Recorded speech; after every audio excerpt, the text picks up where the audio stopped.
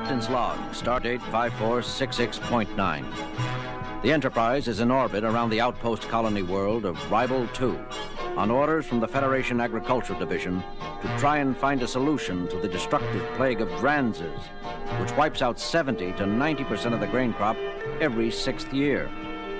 A landing party of Dr. McCoy, First Officer Spock, and myself has beamed down to the Ribolian surface to survey the problem firsthand.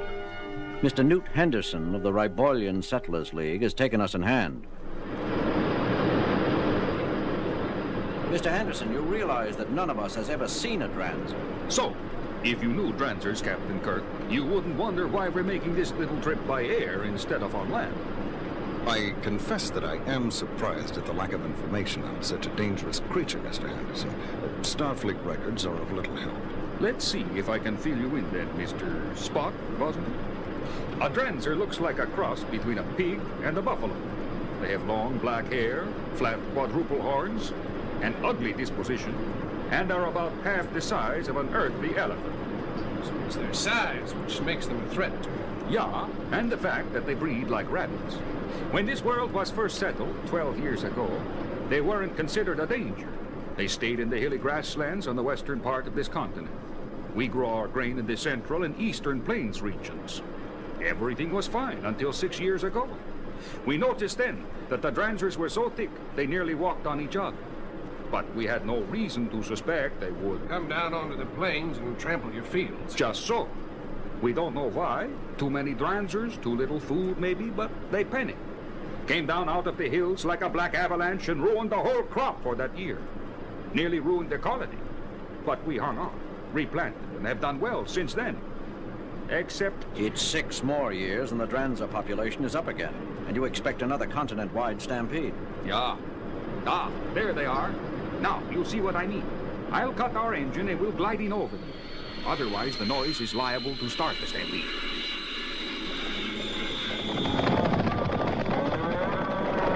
Break my nerve. They're like locusts. There must be thousands of them. Millions, Captain. I'm going to have to pull us out of here, gentlemen. Our shadow is making them nervous. Never mind. I think we've seen enough to give us some idea of the size of your problem, Mr. Henderson. What do you suggest we do? We have been petitioning Starfleet for help for years. What about simply reducing the herds through selective pruning? No. We tried that 3 years ago when the herds first began to grow too big again. For one thing, it started a premature stampede which ruined several thousand square kilometers of maturing foothill cropland. As you might guess, the farmers in that area won't permit a repetition of that disaster. But there's another more important reason. Which is? There's a high grass which germinates in the hills. It would take over the plains, except that the Dranzer herds keep it cut back. If we were to kill off the Dranzers, our agriculture experts tell us that in a decade, the grass would take over every meter of arable land on the continent. We have to find some way of controlling the Dranzers without letting the grass get out of control. But if we leave the natural cycle alone, the racial stampede will occur within a half year, and we'll lose another entire year's crop. Mr. Spock, reactions? At first glance, the problem would appear insoluble, Captain. That's not what we pay taxes to here, Mr. Spock. I fear that government is rarely run according to scientific principles, Mr. Henderson. But we must do something. I hope so, Mr. Spock, Captain Kirk. I sincerely hope so. You said the full stampede was expected within 6 months. It could happen tomorrow, too. Or next week, according to the biostatisticians. The herds are already at critical size. That does not give us much time to theorize prospective solutions. That's not our fault. We have been trying to get some action out of Starfleet for years. Starfleet has many concerns, sir. We'll do the best we can for you. Captain Kirk, we've got several 100,000 kilometers of ripe food grains just about ready for harvesting, and they could be trampled into compost any day now. If it is, you'd better believe your superiors are going to hear of it. Old-fashioned doorways, they still have here. And if Henderson is typical of the Ribolian settlers, the people are pretty old-fashioned themselves. Such folk don't take catastrophe quietly. He's right. They can make trouble for us with headquarters. Well, what do they expect from us, Bones? We're not responsible for the ecological setup on this world. The Dranzer Stampede never bothered anyone until the colony here expanded to bring 2/3 of this continent under intensive cultivation. True, Captain. Bear in mind that the Dranzers do not vote. I have, however, thought of a possible solution, which will only bend and not tear the natural fabric of this planet. Well? It involves a considerable risk on the part of those involved, Captain. Wait a minute, Spock. If this is something you regard as a considerable risk, I'm not sure I want any part of it. I'm afraid that your knowledge of organic chemistry is required, Doctor. But first, we must capture a large Dranzer, the largest Dranzer we can. Capture one? What on Ribble for? The explanation derives logically, Doctor. You wanted to see me, Captain Kirk?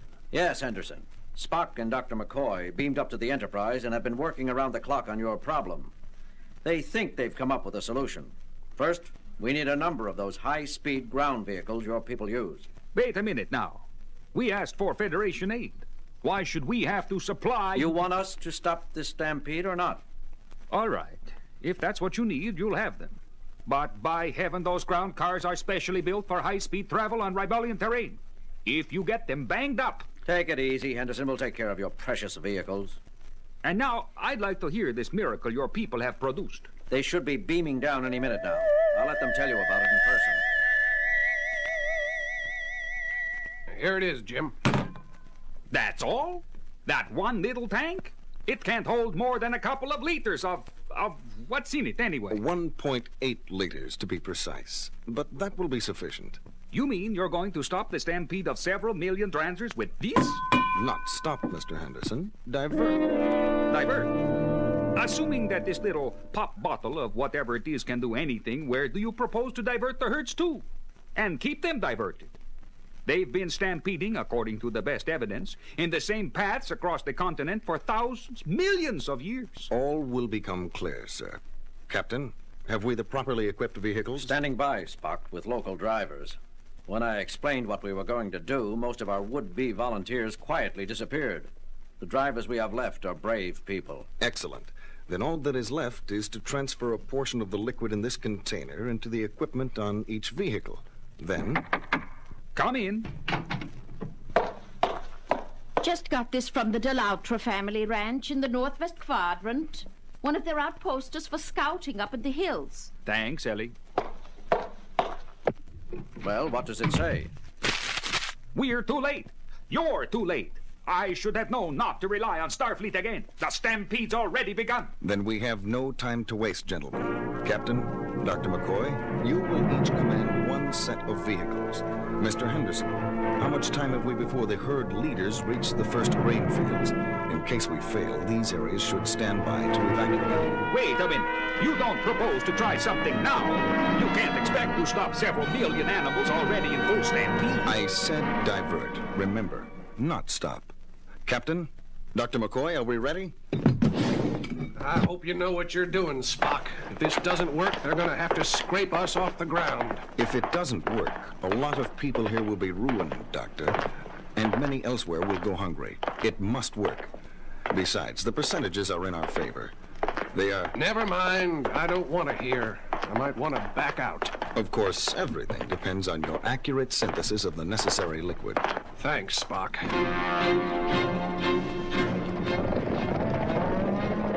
I hope your Mr. Spock knows what he's doing, Captain. He usually does, Henderson. He'd better this time. There's no way out for us, you know. We can't go right or left to escape the herds. If this doesn't work, we've had it. Look back there, out the rear window. See that dust cloud? Looks like a storm coming towards us. In a way, it is. There must be 100 million animals in full stampede along a 2,000-kilometer-long front, and they average about 2 tons apiece. Do you know what they'll do to this vehicle and us if they overtake us? There won't be enough left of us to burn. Captain. Here, Spock. Ready at Station 1. Very good, Captain. I'm approximately 600 kilometers due north of your position. Dr. McCoy's group is a similar distance north of mine. Can you see the herd? We can see the dust cloud they're raising. Good. On my signal, you will activate the sealed tanks on your vehicles and start along the charted course. Check, Mr. Spock. Dr. McCoy? I heard, Spock. We're all set at this end. Jim? I'm here, Bones. If this idea of Spock fails, I want his corpse court-martialed. Appropriate action will be taken, Bones. How long is he going to wait? Until he's sure the timing is right. Timing! Look behind us again. The dust is beginning to blot out the sun. Pretty soon we'll see the front wall of the herd. Do you know how far and how fast a Dranger can run, Captain? If we run out of fuel, or have a mechanical problem, or this crazy idea doesn't work, we've no place to run. Relax, Henderson. Spock knows what he's doing. I can make out individual animals now. They'll be on us in another few minutes. Here, you, Commander Spock. What's going on? What are you waiting for? The correct moment, Mr. Henderson. Correct moment? Look, in another couple of minutes, we're all going to be a smear on the landscape. If you don't... Very well. Captain, Dr. McCoy, you may open the valves on your tanks. Check, Spock. You can smell it even in here. What's in that canister anyway? Spock discovered that Dranzers have very poor eyesight. The herd leaders produce a musky odor which the others follow. He had Dr. McCoy mix up a batch of synthetic Dranzer musk, only concentrated several 100,000 times. To the animals leading the herd, we must smell like the most authoritative Dranzer that ever lived. The same smell is being released by Mr. Spock's and Dr. McCoy's group of vehicles, along the whole front of the herd. You have our course plotted? Yes, yes. Then let's get moving. With pleasure. Captain. It's working, Spock. They're turning slightly. Yes, they're following us. Here also, Captain. And up here. Good work, Spock. We are not secure yet, gentlemen. Captain, we can't keep this up forever. We've been running at this speed for nearly a whole day. Even with the extra fuel tanks I had installed, we can't continue at this speed much longer. We've covered so much territory already in this dust that... Hey, what's that up ahead? Henderson, leave that wheel alone. What are you doing? Don't you see? We're headed right into them again. They're behind us, too. We're trapped. Don't you see? We're trapped. Get a hold of yourself, Henderson. That's not another herd. That's the back end of the herd following us. Back in? Following us? Captain, all vehicles stand by to execute final maneuver. Ready, Spock. Ready. I don't understand, Captain. Look behind us now. It's the herd, but they're passing behind us. They're not following anymore. That's right, Henderson. Spock knew we couldn't kill the Dranzers off, so the stampede had to take place. But nothing said it had to follow the same old paths. Check our course. See, we've led the herds in a full circle. Our scent tanks are empty, and now the animals in the front of the herd are following the scent of those at the back of the same herd. They should keep running in a circle like a dog chasing its own tail until they run themselves out. The threat to your crops is over. Next year, the normal number of surviving Dranzers will keep the high grass from growing down into the plains. Control Group 3 to Group 2. Group 3 calling Group 2. Group 2 here. Is that you, Landowner Henderson? Mr. Spock, please accept my personal apology, along with the thanks of every farmer on Ribble 2. You've solved our problem, now and for the future. You're welcome, Mr. Henderson. But there is a penalty. Penalty? One cannot alter nature without reaping consequences. The millions of dead Dranzers which used to scatter across the great plains of this continent will not lie in your fields this year. Their bodies used to fertilize the ground. Now, you must move the corpses to your fields or import artificial fertilizers if you expect your fields to keep producing good grain in the future.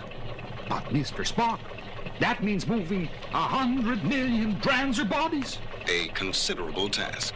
Group 2 out. 200 million tons? Captain, do you think that Starfleet would... I'm sorry.